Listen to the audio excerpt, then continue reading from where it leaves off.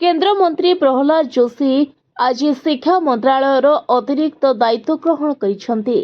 दायित्व ग्रहण पर जोशी कहिसेंती जे से मंत्रालय कार्य समीक्षा करुछंती और विभाग संपर्क में सूचना संग्रह करुछंती। से शिक्षा मंत्रालय को तांको लागि नुआ विषय बोली कहिसेंती।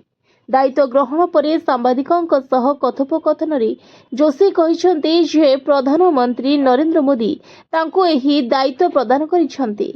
तेबे मंत्रालय संपर्क में विस्तार पूर्वक किछि कहिबा पूर्वरु ताहाकु बुझिबाकु किछि समय लागिबो बोली से कहिसेंती।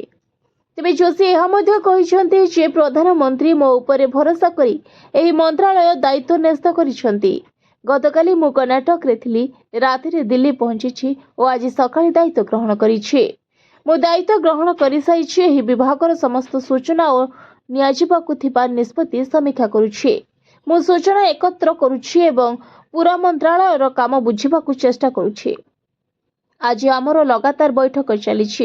यह मो लगी एक नुआ विषय एने अधिकारी विस्तार पूर्वक आलोचना करिछि।